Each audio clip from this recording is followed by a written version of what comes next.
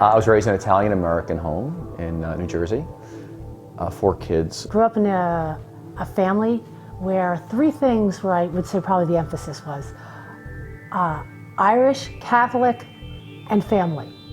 My mother struggled with clinical depression her whole life. She'd been abused growing up. My father was unavailable. He was a baker, Italian pastry business, but workaholic. He worked, 6-7 days a week. I had, a family that the 9 of us sat down to dinner every night at 6 o'clock. It was a very predictable life, a life with rhythm. Grew up by 12, 13, left church completely and just began to party. I would say that the town and the environment I grew up in was somewhat sheltered, but in a healthy sense. I wasn't sure God existed at all, and clearly the last thing I wanted to do was be involved in church.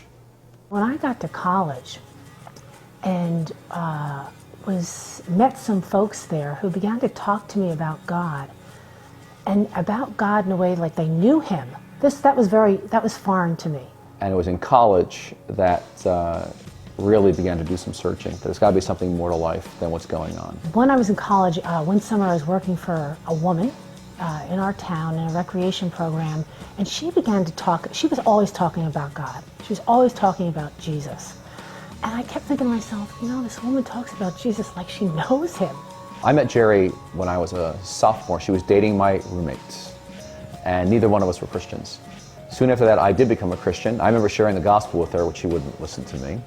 But then eventually she went to England, became a Christian, and came back. And at that point, we were friends for the next 8 years. He had been leading the Christian fellowship group on our campus. I naturally got involved in that. Again, we both were serving in different leadership positions, and it was when I went away to seminary that I said, let's explore maybe God's in this relationship. So anyway, he and I became friends and stayed friends for the next 7-8 years until we fell madly in love. It is like she put something in my food, and I've never been the same since. Now it's been 23 years. The day we became Christians, we were pursuing God, active for God, leading other people to God. That was life. Everything else was secondary. Got married. Geri was the most godly person I knew, and we both had a vision to serve Christ with our lives. Things started out great, at least for the first few months. I thought it was great. He had a very strong call to plant a church in New York City. I did hear God to go back to New York City and plant a church. But first, via Costa Rica, to go learn Spanish for a year, and then come back to New York City. The intensity began when we went overseas, because we had been married only 5 months. And once we stepped off that plane in Central America, the honeymoon was over. And as it turned out, since I had gotten pregnant early on, I was going to need to go home early. So I took a role as an associate pastor in an all-Spanish-speaking church, just to perfect my Spanish and just to give us a chance to move into the city. Pete was getting pretty consumed already with, figuring out how to plant this church. But it was in September of 1987 that we launched New Life Fellowship Church. And it was what we call a scratch church plant. There's only a few of us. We had no other people. At that point, we had 1 child. And I was working 78 hours a week. It was, I was the usher, greeter, worship leader, treasurer. I was the church. I know, looking back, I must have been crazy, but I had such a sense of God's hand and God's call. I just couldn't figure out why everything was so difficult. It was really something I'd never experienced before, watching a move of God happen in my midst. And the church went to about 100 people at the end of the first year. I was like, this is unbelievable. As a matter of fact, church plants attract very interesting people. They attract disgruntled people from other churches. And then our afternoon congregation in Spanish had a split. And it was at events which really shook me to the core. I'm not prone to depression and anger and hatred and bitterness inside of me that I didn't know what to do with it, because a Christian is not supposed to hate. I was very involved in the church doing women's ministry and children's ministry and tons of hospitality, and he was over here doing a million things, but we certainly weren't loving each other very well. And then finally Geri was unhappy, and she was always, she was complaining and wanting to know when this roller coaster ride was going to end. And I'm just trying to be faithful to God. I remember feeling sad, angry, disappointed at times, and wondering, when is this going to slow down, or does life always have to be like this, maxed out? So at this point, we have 4 girls, 4 lovely girls that we're raising in urban New York City. Geri's tired, she's exhausted, she's half depressed. I remember saying to Pete, I don't know how much longer I can do this. And he'd say, come on, you can do this. Just one more year, and we'll get over the mountain, and things will even out. Being married to me, I'm really sad to say, after 8 years, had really taken some life out of her. I remember feeling like a single parent, and I remember saying to him once, it'd be easier if I was separated from you, because then at least you'd have to take the kids on the weekends. I knew some things were wrong inside of why I was so driven, why was I working 70 hours a week, why was the person I loved not feeling loved, why did the Spanish split happen, why was there always conflicts in the church, why were these, amidst all this God moving, why was there so much unhealth on other levels going on? We were seeing people come to Christ for the first time, we were seeing people healed, and so at the same time I'm seeing all these wonderful things that God is doing, literally right in front of my eyes. At the same time, there's this chaos and everybody's maxed out and there's constant crisis. And so I was really living my past life in the present, 17 years later as a Christian, and all the seminary, all the leadership conferences, all the training, all the seminars never got at this material. I just kept pushing those feelings down, and they were leaking out in harmful ways. Sarcasm to him, passive aggressiveness, distancing. So in 1994, I began this inward journey. Maybe something's got to change inside of me. But meanwhile, nothing's changing in our marriage. It's just, I'm still working a lot, and I'm still not that available for Geri. And so it was in January 2nd of 1996, 2 years into this journey, Geri comes to me and says, I quit the church. I'm leaving. It took me so long to finally say, I do not want to live this unhealthy life anymore. And when I finally made that decision, wow, what a big relief. So when we first went to go to counseling and to get some help at that point, I went there initially that they would fix her. She went there to fix the church. I went there to straighten her out.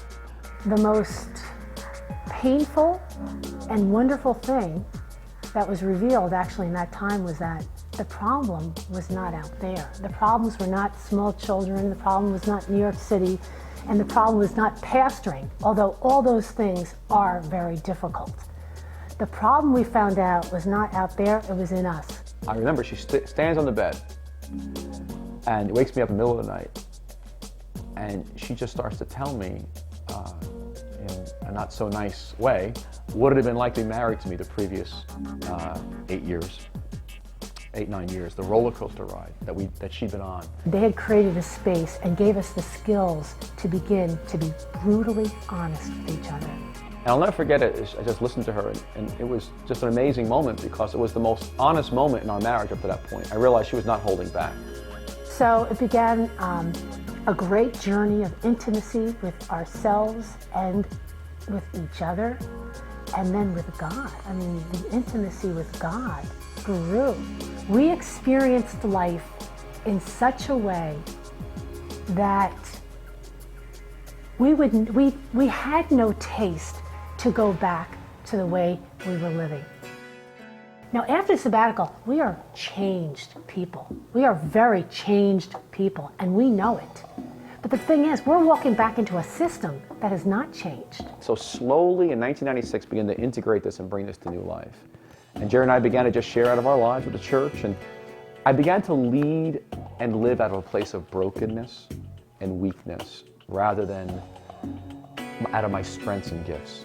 I began to be honest with people about my own struggles. That was a real change, personally as well as from the pulpit, to not project that I had it all together anymore. It was very freeing, actually. I felt very alive because there was nothing left to lose.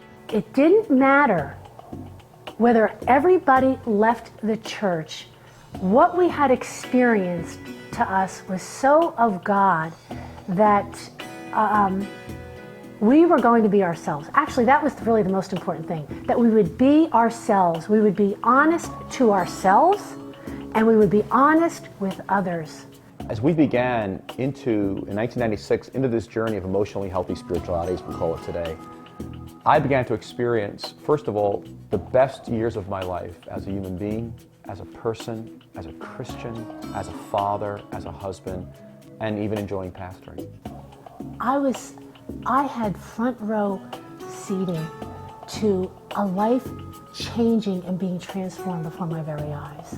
I mean, I was seeing and benefiting from the effects of his change. We just felt responsible to begin to even just give this away in a structured way within our own church. So we began to have retreats for marrieds and singles. Not just external transformation, oh, now you're on fire for Jesus. But the question is, are you still the same jerk at home? Are you really any different at work? Who are you behind closed doors? What do you like when you're deeply under stress? Do you just revert back to your person you were before? The impact was very significant. I mean, lives were really changing. We did not expect the kind of explosion that happened within New Life in terms of people's transformation. Emotional health had helped tremendously, but we still realized we needed to slow down more. The deeper our roots could be with God, I think the better our fruit would be. We wanted to continue to be the kind of church that we were, reaching people for Christ, and active, but even less active than we were. And so now, as we began to integrate the contemplative tradition into our personal lives and marriage, we saw great fruits. And again, I had a front row seat in seeing people's lives changed. Our marriage changed, our family, and I mean, New Life became a very different place. We thought, you know what, if we can write down this in a book and get our story in a book and what we've learned, then maybe we can save some other pastors and families from the pain that we experienced. I think we realized it's not just us and people living in New York that are hungering for a slower life to be with Jesus. It's another worldwide issue of people living on the run. I've discovered silence is one of God's primary languages. And that being with God is as important, maybe more important, than doing for God. She saved my life, really. And she saved New Life, fellowship. And I wouldn't be standing before you today if she didn't have the courage to say no more.